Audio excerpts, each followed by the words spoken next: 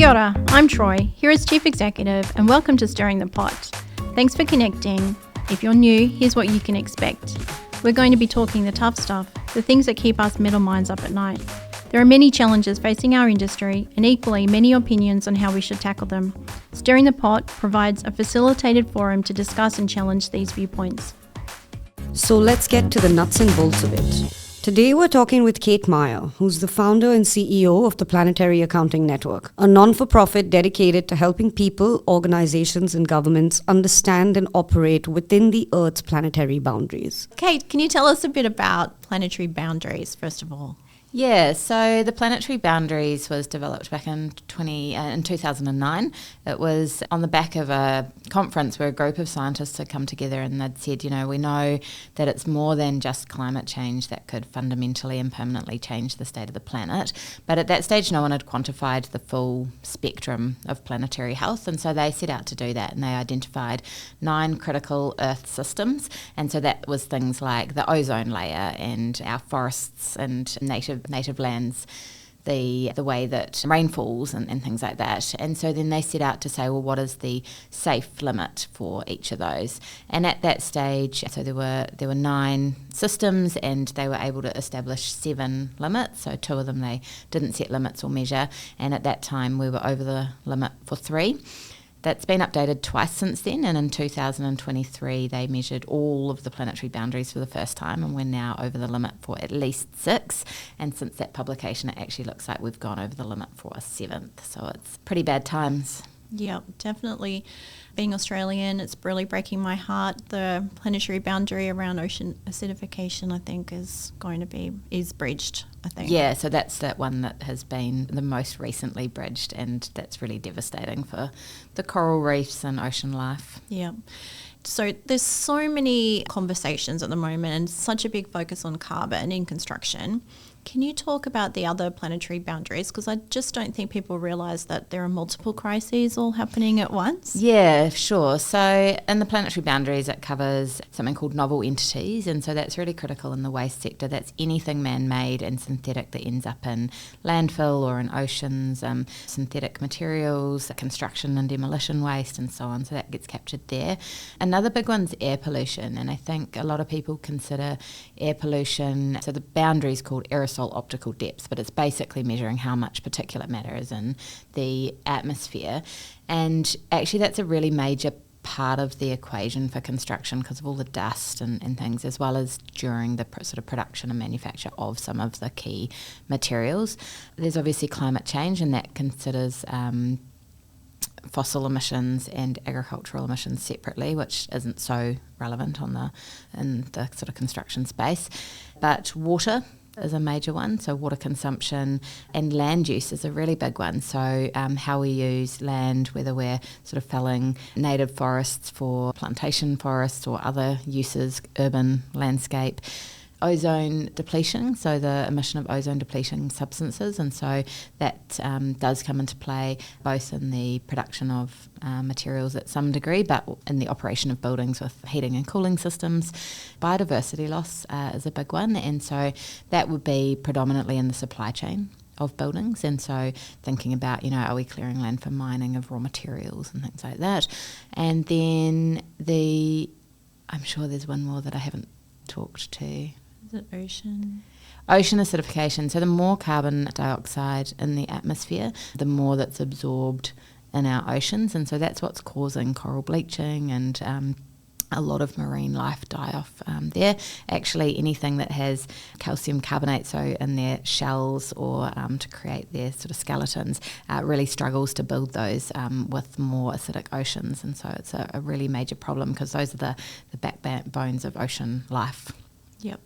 Can you tell us a bit more around your involvement in planetary accounting and how that links to planetary boundaries? Yeah, so it actually all started in the building environment. I used to be a sustainable building consultant, and I was working in Singapore and had all these actually really amazing clients who'd come and say, Kate, we want to build the most sustainable building in the world. And I was like, well, most sustainable is not that's an exciting aspiration, but it's not really a term I believe in. It's sustainable or it's not. And we were talking about these huge precincts and very energy hungry buildings and 36-story towers, and I didn't feel like we were having a net positive benefit on the environment.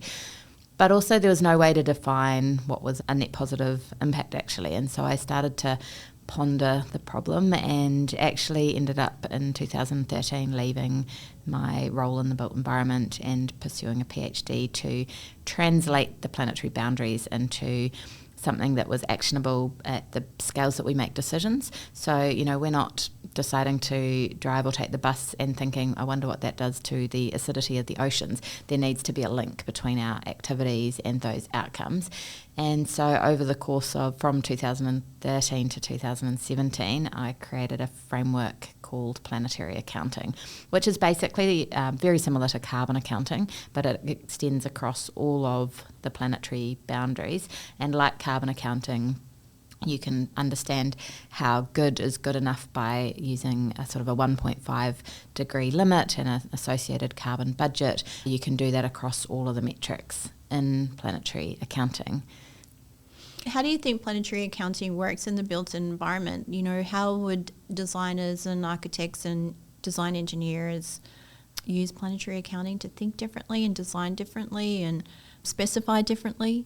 Yeah, so it's actually really exciting. I think when I was leaving the built environment, it was when environmental product disclosures, EPDs, were just sort of starting to become, I wouldn't necessarily say common practice, but they were not uncommon, and building life cycle assessments were just starting out. And honestly, at the time, I felt like maybe it was me that found them difficult to understand, because there were these huge tables of data that said, there was multiple metrics, carbon and water and waste and eutrophication potential, and a lot of the metrics were quite funky looking, felt confusing. But actually now what I realise is that they don't make sense to anybody because it's not actually useful data. So I think I've started to talk about it as, imagine if you were running a multinational company and you were given all of the expenses across the company, but they were all in different currencies. So you had rupees and you had francs and you had New Zealand dollars, but no one would let you see a currency converter, so you couldn't tell the orders of magnitude that you were looking at. Nobody would give you the revenues of the organisation, and no one would tell you what your budgets were, and then you'd need to start to try and manage the company. And that's actually how we're trying to use building life cycle assessments and environmental product disclosures at the moment. It's data that we can't use, and so everyone just defaults back to this really carbon-centric lens for decision making. So what's neat about planetary accounting is it's almost like the Google Translate for an EPD or a building life cycle assessment, because you can take all those numbers in different currencies and it translates them and puts them on one playing field in a single sort of unit and shows you what the budgets are essentially. And there's a bit of value judgment in how you set budgets and, what's a fair share for a building. But it gives you a basis that you technically can do that, which there just wasn't before this.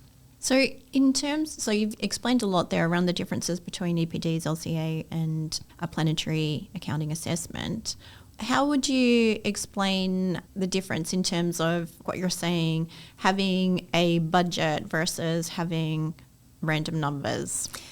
Yeah, well, I think what it means is that you can suddenly manage your trade-offs. So instead of just saying, okay, well, I've got, 1,000 tonnes of carbon and I've got 1,000 litres of water, and which one's more important, it can actually tell you the answer to that. And so it shows what is the relative performance of carbon, water, waste, all these things in really different units, and allows you to make really meaningful decisions. And you could do that for product design, product selection, but then you can also add them all up and look at that at a whole building perspective. So you could see the relative performance of this concrete versus that concrete versus steel, the structural system versus the flooring system or the roofing system. And so it just gives you so much context to make decisions from. And what scales can it be applied to? So if you've got like planetary targets, how do you make that work for different applications? Yeah, so that's a really great question. You really can do planetary accounting assessments for anything that you could do a carbon accounting assessment. So you can assess the impacts of your day-to-day decisions, any product you buy, services. We've done events, products, a company, different departments within a company, a region, a nation, and so it's very flexible. We're actually even looking at financial products at the moment. But then when you're putting it into context, that's also got a lot of granularity. So for an end user product, we generally normalise everything against a person's daily budget. Now that's by no means to say that we think every person should have the same budget. It's just a mechanism to show relative scale. And so people talk about it being difficult to compare apples to oranges. I can tell you that a kilo of apples is about 1.4% of a recommended daily budget. Now you can actually take that approach to buildings, even though that sounds like, a daily budget for a building. But it is people using buildings, and so you can depreciate the impacts of a building over its whole life and work out, what is the footprint per day of that building, and put that back into context of a person's budget. And again, I do want to emphasise that that's not because we think that every person should have the same share, or that it's the people using the building that have the responsibility for those impacts, but it's a really straightforward way of understanding it. But you can also change that. You can look at months and years, and you can set targets based on what you feel is a fair share. And there's a lot of value judgment in doing that. But you could, for example, you might say, well, there's this much built environment globally, and this much new space, this many metres squared of new spaces being built every year, and of the total global budgets, this proportion of them needs to be around housing and shelter, and so therefore what is the fair share per metre squared of built environment. So there's a lot of ways that you can use it. I think that in the HERA assessment, so we did a assessment of multiple buildings that we were using for our low carbon circular design framework assessments, and we also did it for HERA operations. And the thing that stood out to me is that there's a lot of aspects in terms of impact that you don't see immediately being obvious. So for example,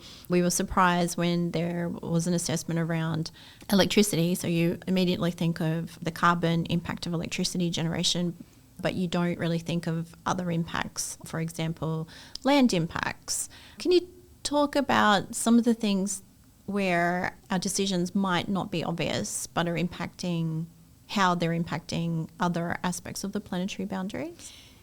Yeah, I think one of the most surprising numbers that we got out of the assessment for HERA was when we looked at a couple of different concretes, and we were looking at a standard concrete and a low carbon concrete, and it was lower carbon a little bit, but it had the most enormous increase in waste footprint. And so over the full perspective of impacts, it actually had a higher impact. The increase in waste was disproportional to the decrease in carbon, and I think it really reflects the critical importance of having that full perspective. I think the other thing that's quite interesting is that it provides quite a good future perspective, so you can see, what would the performance look like if we're considering how good we need to be by 2030. But we obviously have to improve our environmental performance over time, so what good looks like in 2040 is much more stringent in terms of environmental impact, and by 2050 we can, we need to be really, on many of the aspects, we need to be making a net positive change. And so it can highlight, for some aspects we have to move really fast, and for others we don't. And waste is one of those ones that really is quite a steep curve. So is fossil carbon, in contrast to some of the others which have a slightly less steep curve between now and then. So it also gives sort of a long-term de-risking perspective of where regulations and market pressures go. I mean, it's lovely to think we're all doing it for the good of the planet, and I think many are, but there's a very strong financial risk mitigation aspect to it as well. One of the success stories in Planetary Boundaries is ozone depletion. Can you talk about what makes that a success story and how that might be replicated or learnt from for the other boundaries? Yeah, so we were at or over the limit. You know, we were all getting terrible sunburns, and the Montreal Protocol was established to phase out ozone-depleting substances to address the hole in the ozone layer. And at the moment it's the only planetary boundary where we're getting further and further away from the danger line. So we're within the limit and we are moving away from that point of no return. You know, the planetary boundaries aren't goals. They're like, we don't want to get there and go across them. And so it's really, ideally, we're as far away from them as possible. And so at the moment we're on track to achieving that in the second half of this century, between 2050 and 2070, that there would be no hole at all. The hole, there's not really a hole, there's a thinner concentration of ozone in some areas. But I guess there's a couple of learnings that we can have for other metrics. One is it's just remarkable how fast things bounce back. And we actually saw that through COVID, right? Like we stopped driving and stopped doing things, and all of a sudden everybody saw and felt noticeable difference in air quality. Birds were suddenly everywhere. You know, nature's pretty resilient, and so if we can take the pressures off, it does bounce back, often faster than we might expect. But the other thing is that I think the Montreal Protocol is a really good example of where we've had private sector, public sector and grassroots movement all coming together to generate change.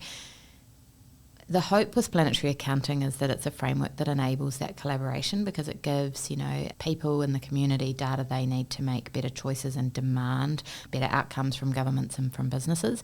But it gives businesses and governments the data and insights they need to create solutions. And so the hope is that we could use that as a mechanism to really accelerate positive change. The idea that it's all so expensive and so hard, I think sometimes the way that we measure things is not appropriately allocating costs and efforts, and I think having that better data actually shows that it's not always the most expensive is the most sustainable. Sometimes the most affordable is the most sustainable, and how can we find the most accelerated pathways back to a safe planet for everybody. In terms of what can each individual company do, that maybe a building supply company or a fabricator or even a design engineering firm, what needs to change in order for things to become regenerative instead of contributing to significant impact? Yeah, I mean, regenerative is really when we're saying we're having a net positive impact on the environment. So if we're extracting more carbon out of the atmosphere than we are emitting, if we're restoring land to its natural state, there's some really cool building products which are taking waste out of the environment from landfill or from oceans and things, and putting them back in as raw materials. I actually think there's a lot of opportunities for that. You know, there's a lot of materials already in circulation, and so the opportunities to use innovation and technology to create a circular economy where we are pulling those things out of waste systems and putting them back in as valuable materials is a really big opportunity.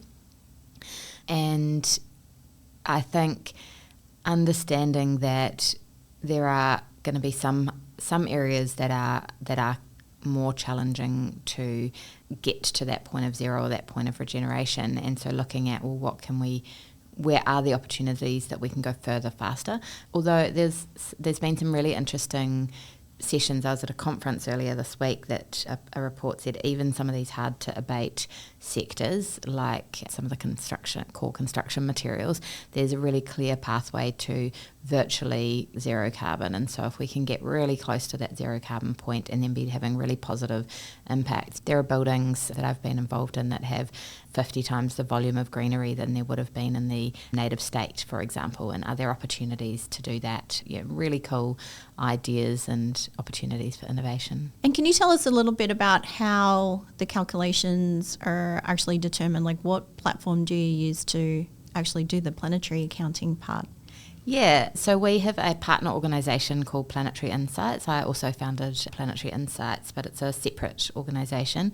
The Planetary Insights exists to make planetary accounting really easy and accessible, and so you can work with planetary accounting practitioners who can deliver, your planetary accounts through that platform, but you can also directly license it in-house so that, you can not just do your calculations, but really interrogate the data, try different iterations. I think Troy's team might have done 30 odd iterations of a different of a structural solution for one building to really understand the variation in that. So whether that's for building design or product design or organisational sort of ESG management across the planetary boundaries, there's a lot of different ways that Planetary Insights can support that.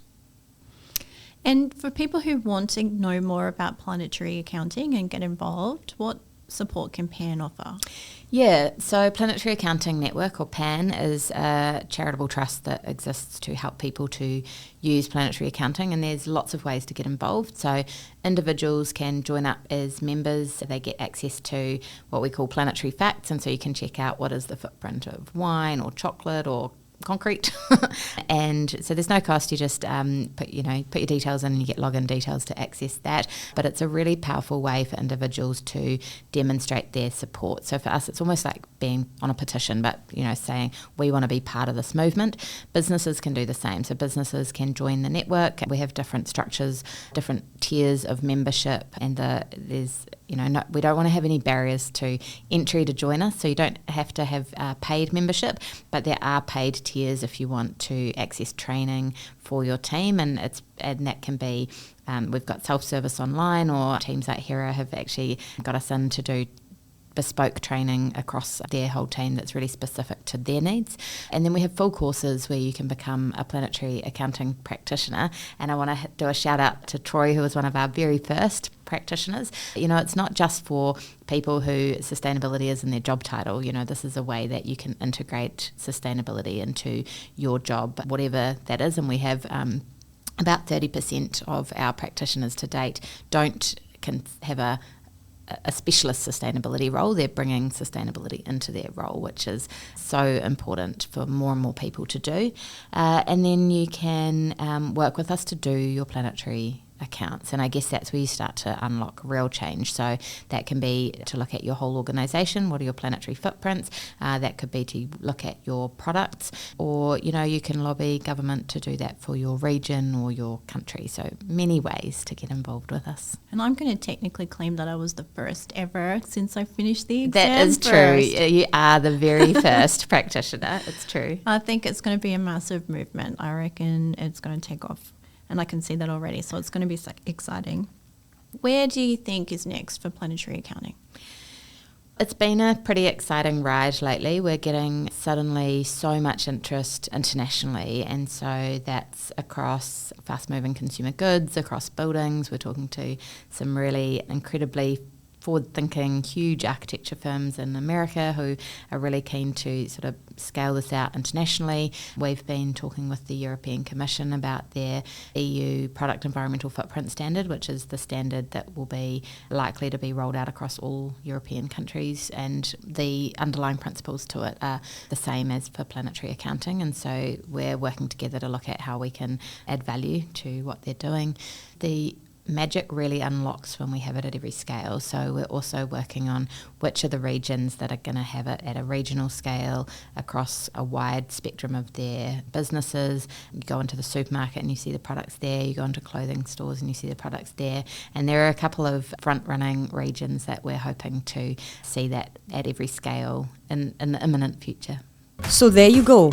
Thanks for joining our conversation with Kate today. We recommend everyone to join the Planetary Accounting Network and stay tuned for our Planetary Accounting report on low-carbon circular design case studies. If you'd like to connect more with her, you'll find her details in the show notes.